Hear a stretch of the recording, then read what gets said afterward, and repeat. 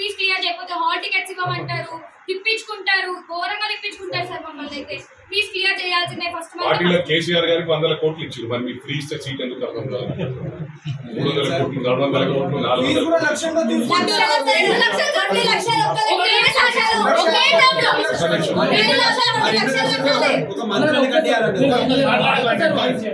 సరే పేపర్స్ ఇవ్వండి.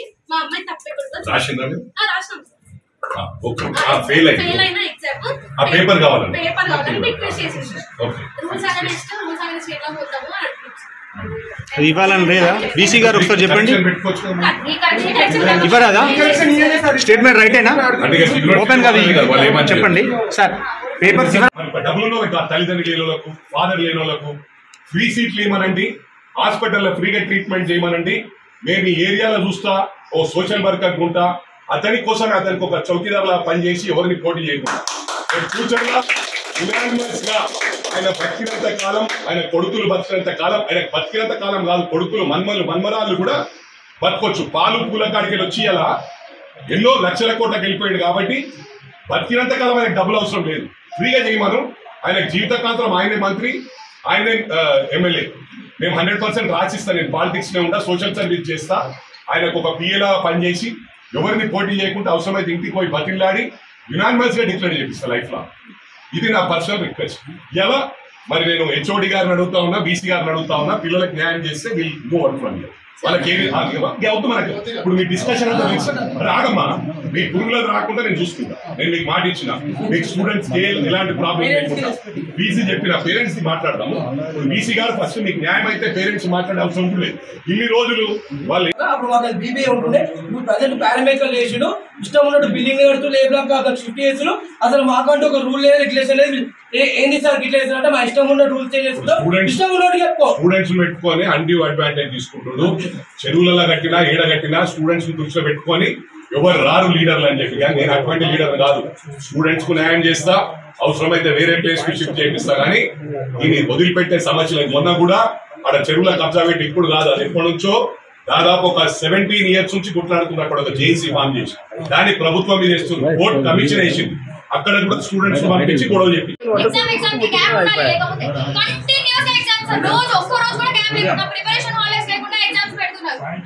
ఇది ఎక్కడ రూల్స్ సార్ నాకు తెలియదు.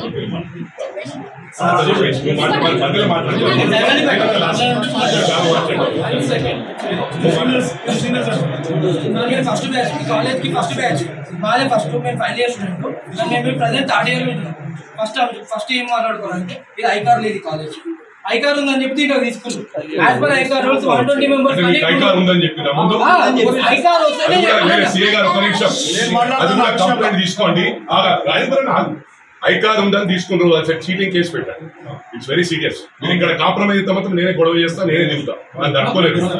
మొత్తం స్టేట్ పోలీస్ దిగినా కూడా నేనే అంతమంది నేను మొత్తం అన్ని జిల్లాలకి తరలిస్తాం. మొత్తం కాలేజ్ కానీ ఉంటాం.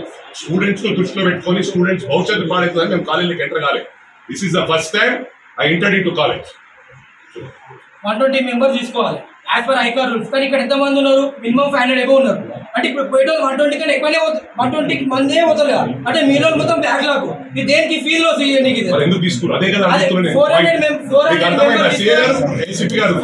members మెయిన్ తీసుకోవడానికి కారణం ఏంటంటే 120 members బయటికి పోతారు. 120 పోతారు, 400 మంది ఏం తీసుకుంటారు? మిగతా 400 జీవితాలు ఎక్కడ పోవాలి సార్? మేము ఫైనల్ ఇయర్, మేము R20 బ్యాచ్ మాది. మేము ఫైనల్ ఇయర్ మా కాలేజ్ ఇక్కడ అని చెప్పలేదు. ఫస్ట్ యూనివర్సిటీ అద్దాల బొమ్మలు అవన్నీ చూపెట్టి అన్ని చూపెట్టి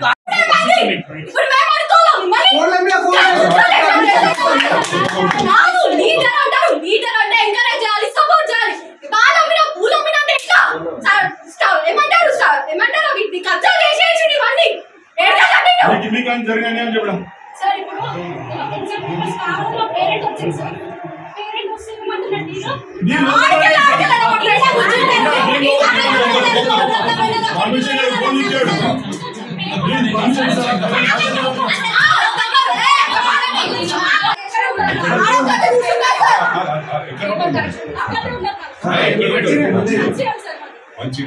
రోజు మెదక్ నుంచి వస్తున్నాం సార్, రోజు పెట్రోల్ బొక్క పెట్టుకొని వస్తున్నాం. 5 రోజుల నుంచి తిరుగుతున్నాం.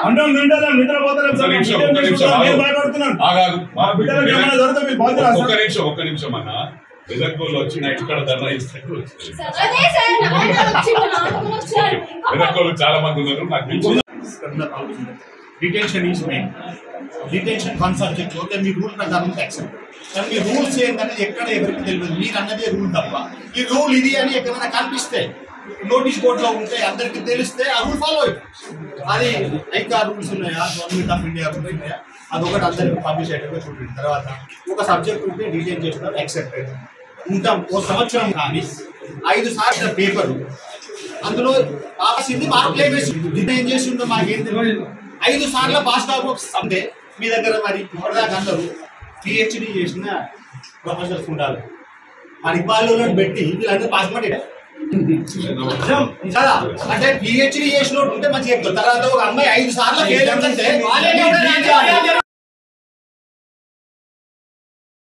ఈ రోజు వాళ్ళ అడ్వాంటేజ్ కోసం తప్పు చేయకుండా ఈ యూనివర్సిటీ ఆ విధంగా మనం క్రమశిక్షణతో ముందుకు పోదాం.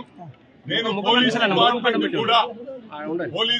డిపార్ట్మెంట్ కూడా విజ్ఞప్తి చేస్తా ఉన్నాను. ఎందుకంటే పోలీస్ డిపార్ట్మెంట్ జనాల్లోగా ఫోన్ చేయగానే ఇలాంటి వాళ్ళకు అండగా ఉంటున్నారు. అదే ఒక బీదవారు పేదవారు ఎక్కడ ఇబ్బంది జరిగితే రావట్లేదు. ఇది నేను పెద్ద అధికారులకు చెప్తా ఉన్నా, చిన్న వాళ్ళకు కాదు. చిన్నవాళ్ళు సిఐలకో ఎస్ఐలకో కాదు, డీసీపీ లెవెల్లో కమిషనర్ లెవెల్లో చెప్తా ఉన్నా. ఎప్పుడైతే టీఆర్ఎస్ ప్రభుత్వం వచ్చిందో సిస్టమ్ ను మొత్తం నాశనం చేశారు. అక్కడ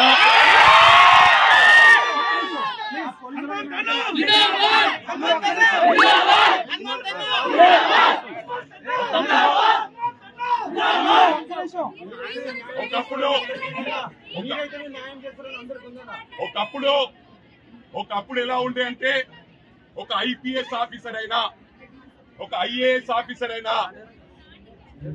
ఒక రూల్ ప్రకారం ఒక పద్ధతి ప్రకారం ఉండేవారు. కొందరు గత ప్రభుత్వంలో కరప్షన్ కు అలవాటు పడ్డారు. నేను ఎందుకు చెప్తా ఉన్నా అంటే సివిల్ డిస్ప్యూట్స్ లో ఇప్పుడు మా ప్రభుత్వం వచ్చింది. ప్రమాణపూర్వకంగా తెలియజేస్తా ఉన్నా, రేవంత్ రెడ్డి గారి గౌరవ ముఖ్యమంత్రి గారి ఆధ్వర్యంలో ఈ రాష్ట్రం బ్రహ్మాండంగా ముందుకు పోతుంది.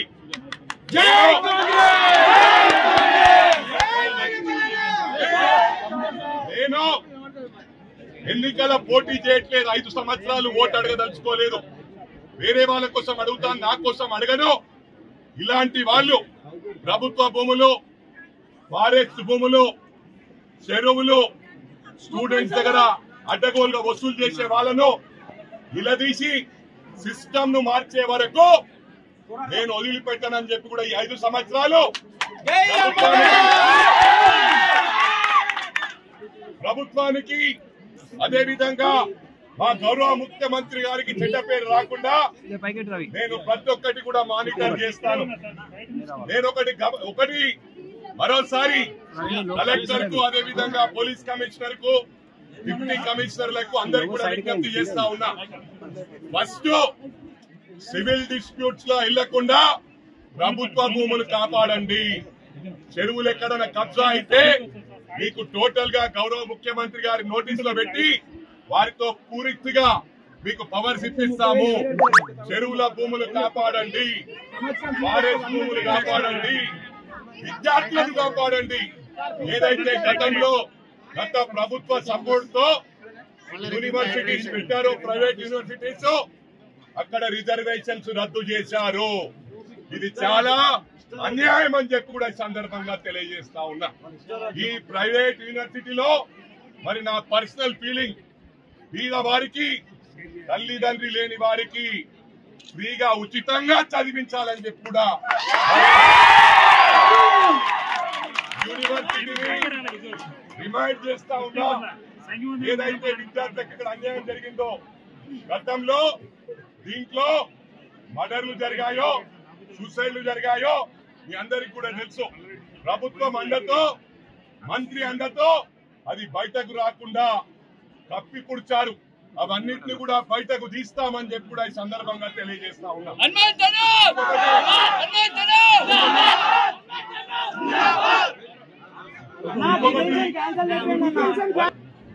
కమర్షియల్ చేసి మనుషుల నెత్తులు తీస్తున్నారు.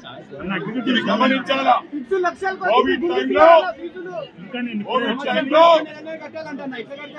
కోవిడ్ టైంలో కరోనా టైంలో ఒక పారాసిటమాల్ ఇచ్చి మనిషికి ₹1,00,000 రోజుకు వసూలు చేసిన ఘనత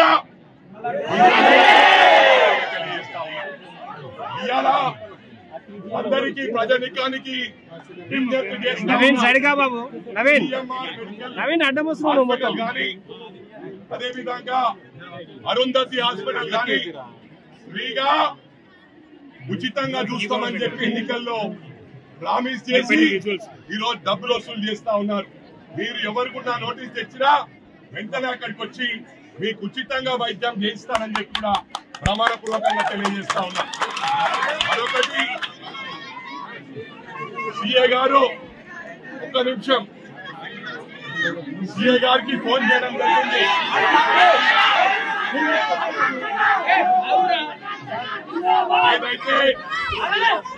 ఏదైతే గౌరవ ముఖ్యమంత్రి గారిని మీ హాస్టల్ కు సర్ప్రైజ్ విజిట్ తెచ్చి పురుగుల అన్నం పెడితే మేము ఇన్స్పెక్ట్ చేసి అది ప్రూవ్ అయితే కాలేజ్ కు మూతపడతారు. కానీ ఇవాళ ప్రభుత్వ భూములున్నా ఫారెస్ట్ భూములున్నా ఈ ప్రెమిసెస్ కిందర్ కాలేమంటే మీ చదువు పాడవుతుందని చెప్పి రాలేదని చెప్పి కూడా ఈ సందర్భంగా మనం చేస్తా ఉన్నా.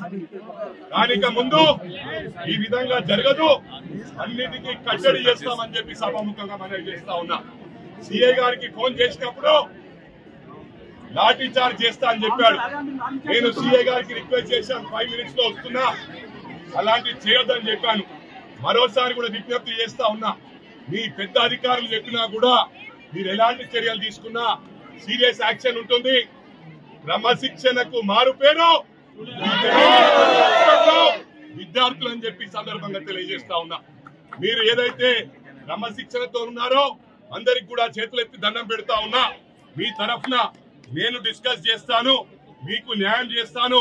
ఇక్కడ ఎలాంటి న్యూసెన్స్ జరిగినా కూడా చెడ్డ పేరు వచ్చే అవకాశం మాకుంటది. రాజకీయం చేస్తా ఉంటారంటారు.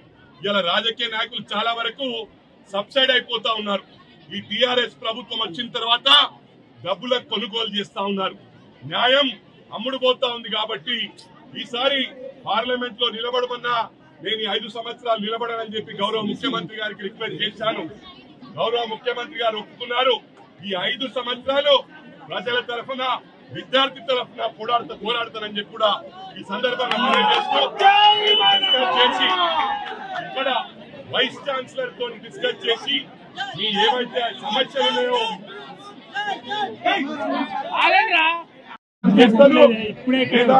మీ భవిష్యత్తు పాడు చేసుకోవద్దు, మీరు ఎలాంటి ఎడ్యుకేషన్ చేయొద్దు, మీ తరఫున నేను ఎడ్యుకేట్ చేస్తానని చెప్పి సందర్భంగా మనవి చేస్తూ నా జిల్లాలకు స్టూడెంట్స్ ప్రతి ఒక్కరికి, పత్రికా సోదరులకు, ఎలక్ట్రానిక్ మీడియా సోదరులకు ప్రతి ఒక్కరికి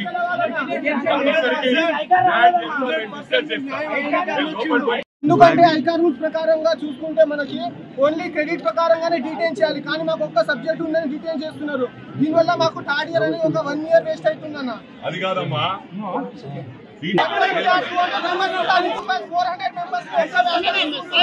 దాంట్లో ఎలా అయినా వాళ్ళకి ఐకార్ రావాలంటే ఒక్క దాంట్లో చూపించాలి కదా. మిగతా ఎవరైతే ఎలిజిబిలిటీ అవుతారో వాళ్ళని ఉంచుకుంటారు. ఒక్క సబ్జెక్ట్ ఫెయిల్ అయినా వాళ్ళని బయటకు తీసేస్తుంది ఇలా ఫీజు కట్టించుకొని. దీనికి మీరు న్యాయం చేయాలి ఎట్లయినా మాకు. 120 members